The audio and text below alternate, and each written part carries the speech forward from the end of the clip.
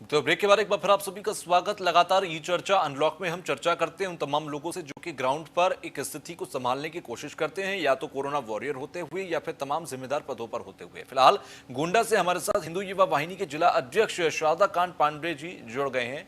आपका बहुत बहुत स्वागत है न्यूज वन इंडिया में। पांडे जी, जब बात करते हैं हम अनलॉक की, क्योंकि लॉकडाउन के दौरान जो हालात रहे वो बहुत ही ज्यादा एक चुनौतीपूर्ण समय था, लेकिन अब अनलॉक की तरफ हम बढ़ रहे हैं। और जब अनलॉक की तरफ हम बढ़ते हैं तो चुनौतियां और ज्यादा बढ़ जाती हैं, क्योंकि आपको बचकर रहना है। लगता है संपर्क टूट गया है, हम दोबारा संपर्क करने की कोशिश करेंगे। तो आपको बता दें कि ई चर्चा अनलॉक लगातार न्यूज वन इंडिया पर जारी है, और ई चर्चा के जरिए हम तमाम लोगों से इस मुद्दे पर चर्चा करते हैं कि कैसे उन हालातों से जूझा गया और कैसे इन हालातों से। शारदाकांत जी एक बार फिर से हमारे साथ जुड़ गए हैं। पांडे जी, सवाल मेरा यह है कि अनलॉक की तरफ हम जब बढ़ते हैं तो चुनौतियां ज्यादा हो जाती हैं, किस तरीके से, किस नजर से इसको देखते हैं?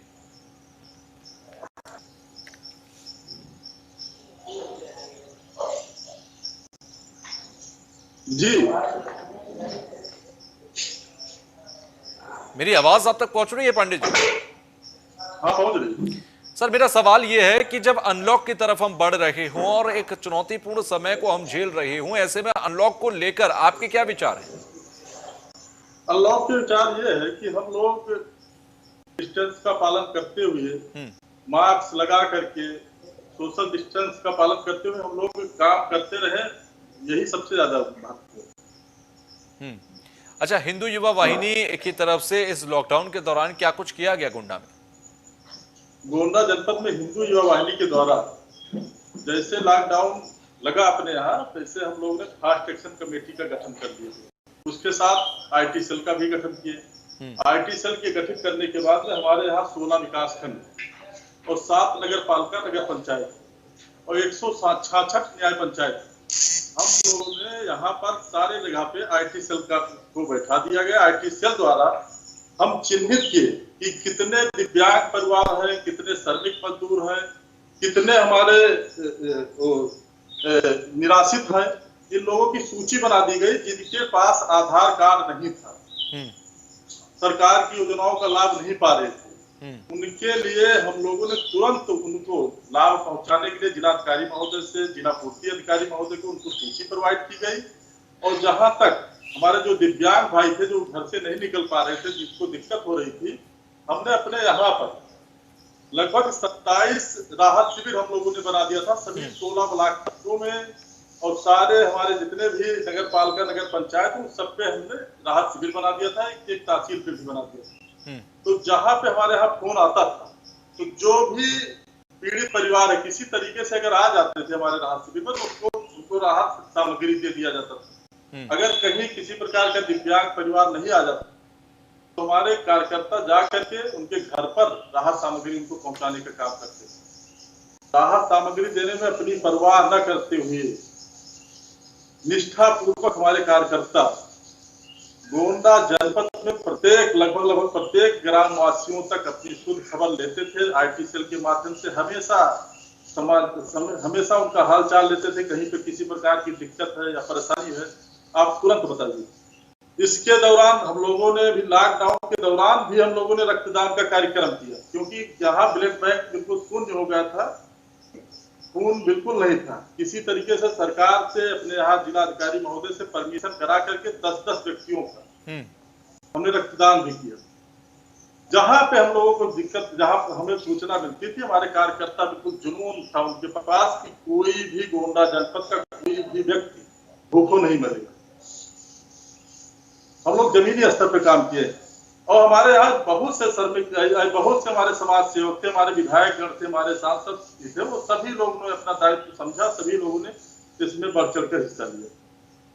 मैं देखा हूँ हमारे कार्यकर्ता जिन लोगों को जहाँ पे जो ड्यूटी दी गई थी कि आपको इस क्षेत्र की ड्यूटी है, यहाँ पे इस क्षेत्र में कोई भी व्यक्ति भूखों न मरे, कहीं भी किसी प्रकार की अगर दवा की दिक्कत है या कोई भी दिक्कत है, कहीं परेशानी नहीं कर पाते थे, तो हमारे कार्यकर्ता उनका साथ करा दिया। बिल्कुल। और साथ ही साथ देखा जाए, आप प्रधानमंत्री भी लगातार तमाम योजनाओं के जरिए उन तमाम जरूरतमंद लोगों तक पहुंच रहे हैं जिनको जरूरत है इस वक्त इस संकट काल में। तो योगी आदित्यनाथ भी लगातार कोशिशों में हैं। आपको क्या लगता है किस स्थिति के साथ हम जूझ पा रहे हैं और कितना लोगों तक पहुंच रहा है, अगर मेरी आवाज आप तक पहुंच रही है तो?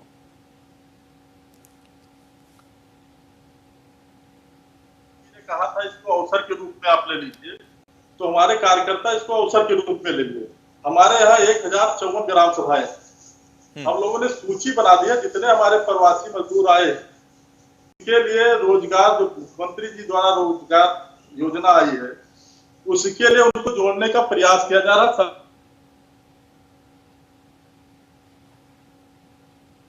अभी हमने 16 प्रस्ताव दिए हैं कि यहाँ पे छोटे कारखाने उद्योग चलेंगे तो उससे इनको रोजगार मिल जाएगा। और जो अभी हमारे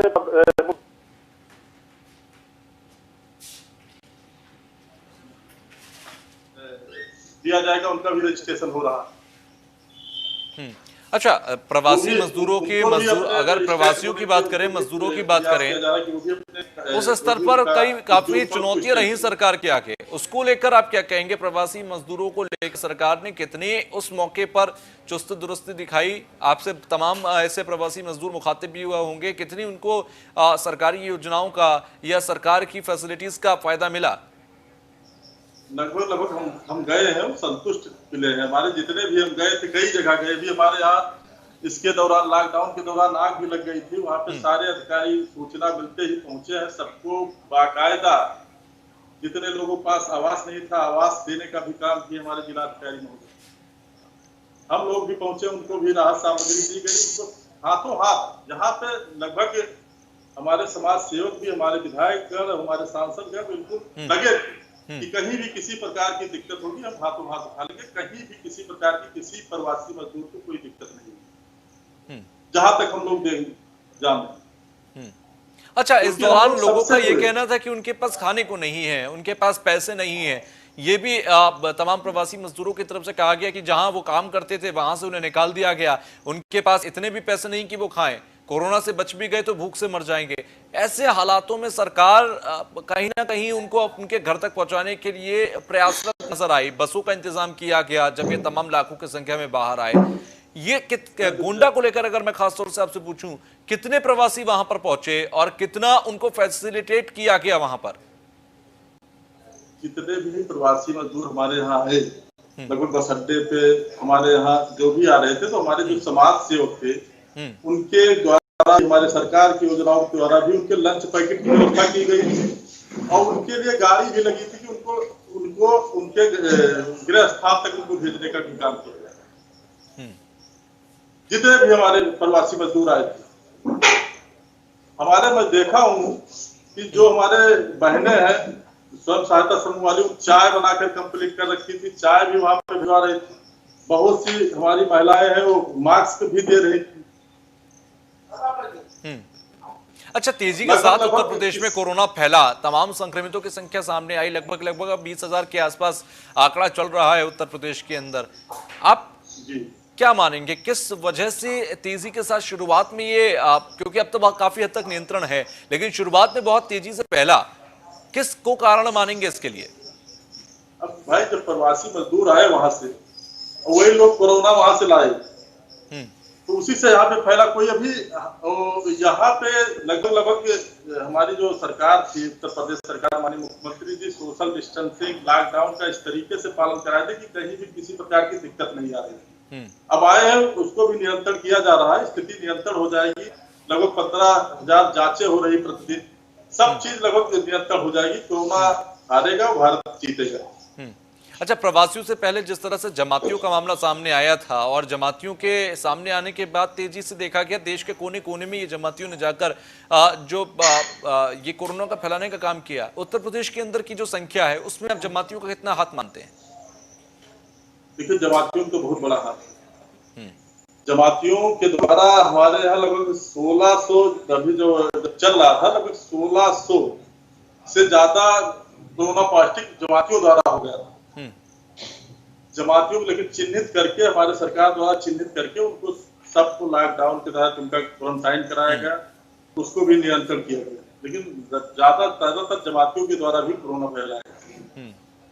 अच्छा, अब अनलॉक को लेकर क्या प्लान है हिंदू युवा वाहिनी के पास? किस तरह से लोगों को अनलॉक करने के दौरान भी, जब अनलॉक की तरफ हम बहुत तेजी से बढ़ गए हों, ऐसे में कैसे लोगों को जागना होगा? क्योंकि अब सिर्फ प्रशासन या सरकार या कोरोना वॉरियर्स ही आपको नहीं बचा सकते, आपको खुद भी बचना होगा। ये बात कैसे समझाएंगे लोगों को, क्योंकि एक जिम्मेदारी आपकी भी है। देखिए, इसमें हम लोगों ने 16 विकास खंडों में हमारे जो चारों तहसील है, चारों तहसील का लोग अपना वीडियो कॉलिंग की बैठक की। बैठक के दौरान जितने हमारे न्याय पंचायत में कार्यालय हैं, न्याय पंचायत के कार्यालय से हम लोगों ने ये डिसीजन दिया कि आप ग्राम स्तर पे जाकर के उनको जागरूक करिए, ग्राम वासियों को। अब हमारे यहाँ वार्डों में भी कार्यालय बना हुआ है। हम अपने यहाँ पे हर विकास खंड में कार्यालय बनाए हैं, हर नगर में कार्यालय बनाए। नगर के कार्यालय द्वारा हमारे वार्डों में, वार्ड के माध्यम से हमारे कार्यकर्ता जा रहे हैं, सबको बता रहे हैं कि कोरोना से किस तरीके से हमें बचना है, सोशल डिस्टेंसिंग का पालन करना है और हमें मास्क लगाना है। सारी सुविधाओं सारे हमारे कार्यकर्ता भी घर जाके बता रहे हैं। अब इस समय हमारे न्याय पंचायत के कार्यकर्ताओं का सबसे ज्यादा योगदान है। न्याय पंचायत के अंतर्गत हमारे 5-7 ग्राम सभाएं आती है और उन न्याय पंचायत के कार्यकर्ता अपने ग्राम सभाओं में जा करके टीम बना ली, बिल्कुल सूची बना ली कि आज इस ग्राम सभा में जाएंगे, कल उस ग्राम सभा जाएंगे, परसों उस ग्राम सभा जाएंगे। इससे बिल्कुल नियंत्रण हो रही। हमारे लगभग गोंडा जनपद में लगभग सारे लोग मास्क का, गमछा का पालन कर रहे हैं। हम लोग बिल्कुल इसका एक अभियान बना दिए हैं कि अब हमें कोरोना के साथ जीना और कोरोना हारेगा, देश हमारा जीतेगा। ये बिल्कुल 100%। अच्छा, ये महत्वपूर्ण बात जो आपने कही, प्रधानमंत्री के बात को आपने कहा कि हमें कोरोना के साथ जीना सीखना होगा। ये 1 महीने 2 महीने बाद खत्म नहीं होगा। आपको लोगों की आदतों में कितनी तब्दीलियां नजर आई? क्योंकि शुरुआत से ही अगर देखा जाए तो इंडिया के अंदर प्रत्येक, अगर बात कर रहे हैं हम मेट्रो सिटीज की छोड़ दें, तो वहां के अलावा तमाम शहरों में ज्यादातर आबादी एक वैसा हाइजीन मेंटेन नहीं करती थी, उस तरीके से नहीं रहती थी जिस तरह से कोरोना में सीखा है हम लोगों ने। कितने लोग सीख गए हैं? लगभग हमारे यहाँ 166 जो हमारी टीम बनी है, 166 टीम, उन लोगों का एक उद्देश्य है कि आप एक ग्राम सभा में जाइए। 1054 ग्राम सभा है, आप जा करके उनके पास जागरूक करिए कि कोरोना किस तरीके से हमें जागरूक रहना, किस तरीके से हमें लॉकडाउन मतलब इसका पालन करना है, सोशल डिस्टेंस का। चलिए, बहुत बहुत शुक्रिया हमसे जुड़ने के लिए और बातचीत करने के लिए। तो ई चर्चा अनलॉक में बातचीत चल रही थी हिंदू युवा वाहिनी के गोंडा जिला अध्यक्ष से, और बातचीत में उन्होंने कई ऐसी महत्वपूर्ण बातें कही कि कैसे कंट्रोल इस पर किया जा सकता है।